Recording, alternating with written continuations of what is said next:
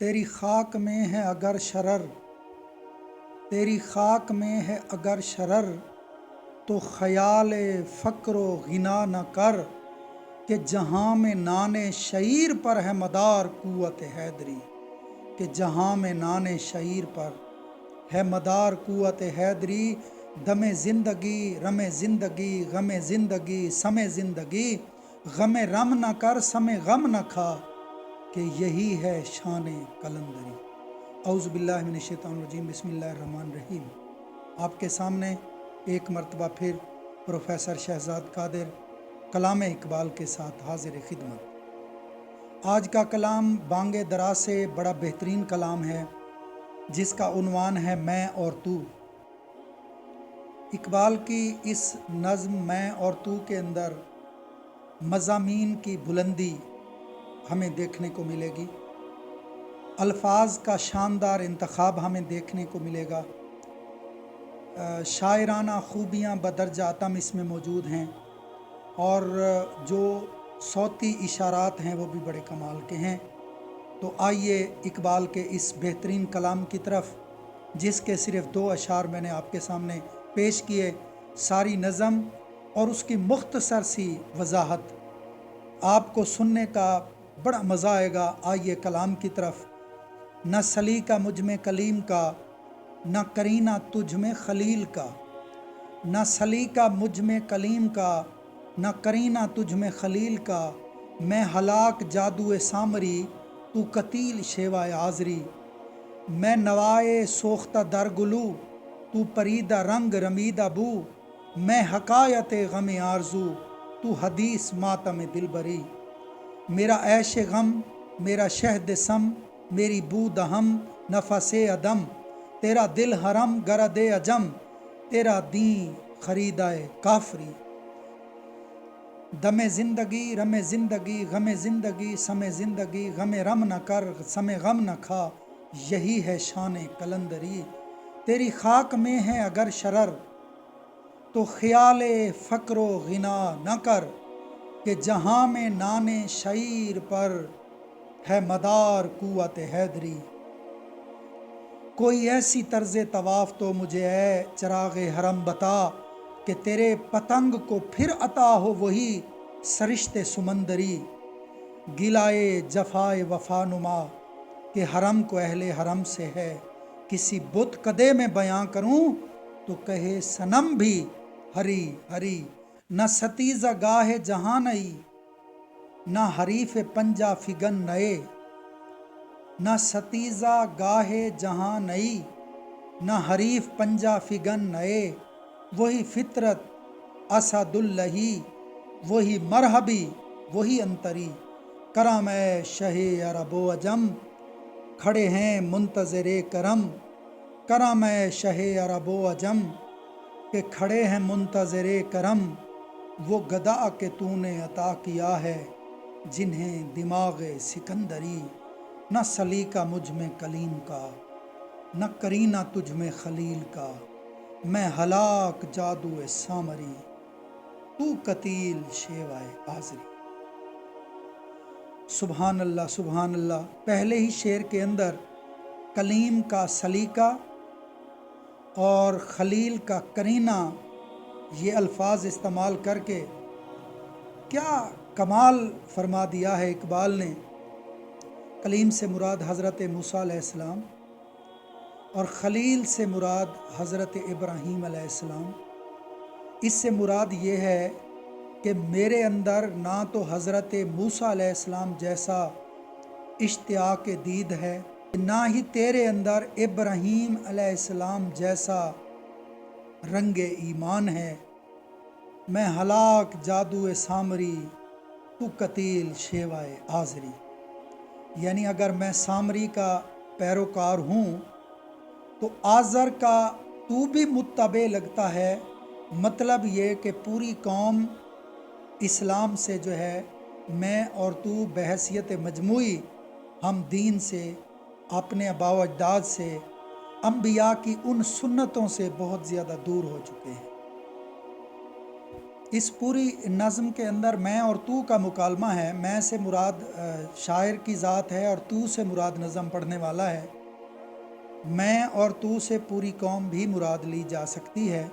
تو اس فرق کو مد نظر رکھتے ہوئے تمام اشعار کو سنیے گا. آئیے کلام کی طرف.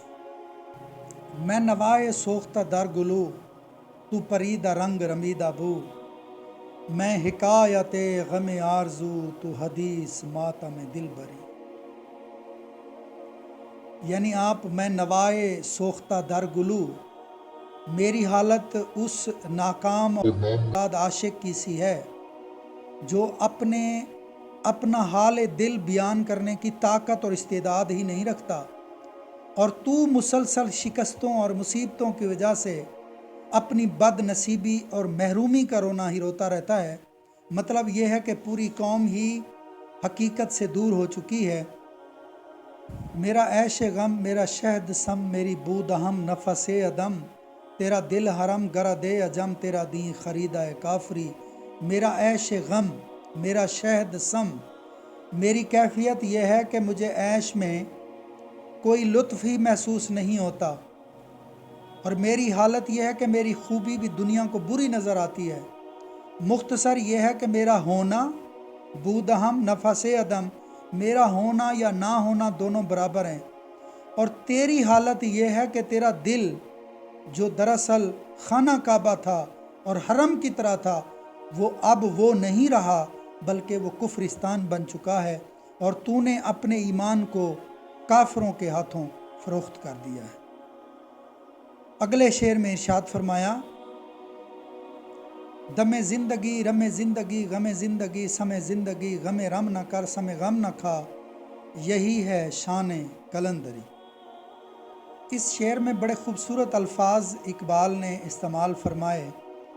اس میں آپ یہ فرمانا چاہ رہے ہیں کہ اے مسلمان، تیری دنیاوی زندگی کو ہمیشگی حاصل نہیں ہے. یہ تو عارضی زندگی ہے اور اس نے ختم ہو جانا ہے. یہ تو چند روزہ زندگی محض کھیل تماشا ہے. اگر تو مرنے کا غم کرے گا تو یہ غم تیرے حق میں زہر بن جائے گا، کیونکہ ہر حال میں انسان نے مرنا ہی ہے.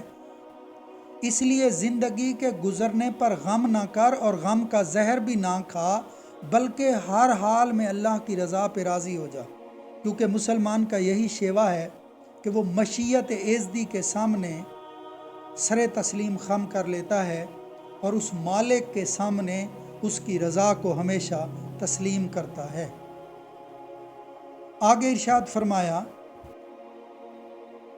تیری خاک میں ہے اگر شرر، تو خیال فقر و غنا نہ کر، کہ جہاں میں نان شعیر پر ہے مدار قوت حیدری، ہے مدار قوت حیدری. سبحان اللہ. بڑا خوبصورت شعر اقبال نے ارشاد فرمایا اگر تیرے دل کے اندر عشق رسول کی شمع روشن ہو جائے تو پھر تجھے یہ پرواہ نہیں ہونی چاہیے کہ میرے پاس پیسہ، دولت، مال و متاع ہے یا نہیں ہے. کیونکہ کامیابی حاصل کرنے کے لیے دولت ضروری نہیں، مال اور متاع ضروری نہیں، عہدہ اور منصب ضروری نہیں، بلکہ سب سے بڑی دولت ایمان ہے، اور ایمان عشق رسول سے حاصل ہو سکتا ہے. تو عشق رسول اگر تجھے حاصل ہے تو اتنی بڑی قوت تیرے اندر پیدا ہو جائے گی. اور مثال دی قوت حیدری کی کہ حضرت مولا کائنات رضی اللہ عنہ کی سیرت کا اگر مطالعہ کیا جائے تو ہمیں پتہ چلے گا کہ وہ کیا طاقت تھی کہ آپ نے درہ خیبر اپنے بازوؤں کی طاقت سے ہلا کر رکھ دیا. اقبال نے فرمایا کہ وہ طاقت جو ہے وہ توحید کی قوت اور طاقت تھی اور عشق رسول کی قوت تھی. بازو تیرا توحید کی قوت سے قوی ہے، اسلام تیرا دیس ہے تو مستفوی ہے، اور توحید کی وہ قوت عشق سے حاصل ہو سکتی ہے.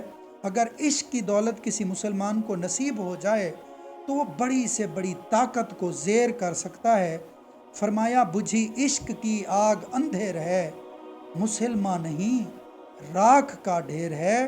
تو یہ عشق کی دولت ہی تھی جس نے تاریخ اسلامی کے اندر مسلمانوں کو ہمیشہ سر بلند رکھا. زیادہ وضاحت نہیں کرنا چاہ رہا، آئیے اگلے شعر کی طرف۔ کوئی ایسی طرز طواف تو مجھے اے چراغ حرم بتا، کہ تیرے پتنگ کو پھر عطا ہو وہی سرشت سمندری۔ اس شعر کے اندر اقبال جو ہے رہنمایان قوم سے فرما رہے ہیں، کوئی ایسی طرز طواف تو مجھے اے چراغ حرم بتا۔ چراغ حرم سے مراد رہنمائے قوم، کہ مجھے ایسی کوئی طرز طواف تو بتا کہ تیرے پتنگ کو پھر عطا ہو وہی سرشت سمندری، کہ تیرے پتنگ کو، تیرے مسلمانوں کو، تیری قوم کو پھر وہی عروج حاصل ہو جائے۔ تو وہ تب حاصل ہوگا جب عشق رسول کی دولت ملے گی۔ تو اے رہنمائے قوم، تجھے چاہیے کہ اپنے افراد کو عشق رسول کی نصیحت کر۔ گلائے جفائے وفا نما کے حرم کو اہل حرم سے ہے، کسی بت کدے میں بیاں کروں تو کہے صنم بھی ہری ہری۔ کیا خوبصورت شعر فرمایا۔ اس کی مختصر سی وضاحت یہ ہے کہ آپ مسلمانوں، تم نے اسلام کے ساتھ ایسی بے وفائی کی ہے جو بظاہر تو وفا ہے لیکن دراصل جفا ہے۔ یعنی زبان سے تو تم توحید کا دعویٰ کرتے ہو، لیکن حقیقت میں اللہ اور اس کے رسول سے تم کا کوسوں دور ہو گئے ہو۔ زبان سے کہہ بھی دیا لا الہ تو کیا حاصل، دل و نگاہ مسلمان نہیں تو کچھ بھی نہیں۔ یعنی آپ کہتے ہیں کہ کیونکہ زبان سے دعویٰ کر رہے ہو اور عمل سے خالی ہو، پیروی اور فرما برداری سے خالی ہو، تو فرماتے ہیں کہ اگر میں اس تمہاری منافقت کی داستان کافروں کے سامنے بھی بیان کروں نا، تو کافر بھی ہری ہری کرنا شروع کر دیں گے، توبہ توبہ کرنا شروع کر دیں گے، یعنی تمہارے اس عمل سے شدید نفرت کریں گے۔ اور دوسرا یہ کہ اگر اسلام کی حقانیت میں کسی بت کدے میں بھی جا کے بیان کرنا شروع کر دوں، اور اسلام کا جو حقیقی نقشہ ہے، جو حقیقی سبق ہے، وہ دینا شروع کر دوں، تو بت کدے میں رکھے صنم بھی ہری ہری یعنی خدا خدا پکار دیں گے۔ اور بہت ہی مشکل الفاظ ہیں، یہ مجھ سے پوچھئے کہ میں کتنی بار ان کو پڑھ کے پھر آپ کے سامنے بیان کرنے کی کوشش کرتا ہوں، پھر بھی کمی رہ جاتی ہے، لہٰذا جہاں میری سلپ آف ٹنگ ہو تو آپ اس سے ذرا درگزر کیجئے گا۔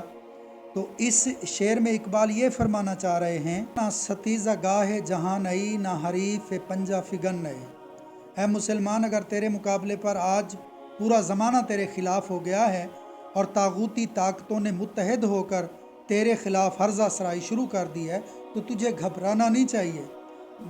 نہ حریف پنجہ فگن نئے، یہ دشمن کی کوئی نئی چال نہیں ہے، ایسا ہی ہوتا رہا ہے، لیکن یہ یاد رکھو مسلمان کا کردار بھی کبھی نہیں بدلا، اس نے حق کی آواز ہمیشہ بلند کی ہے، وہی فطرت اسد اللہ ہی، حضرت مولا علی شیر خدا رضی اللہ عنہ جیسی پکار اور گرج طاغوتی طاقتوں کے خلاف وہی رہی ہے، وہی فطرت اسد اللہ ہی۔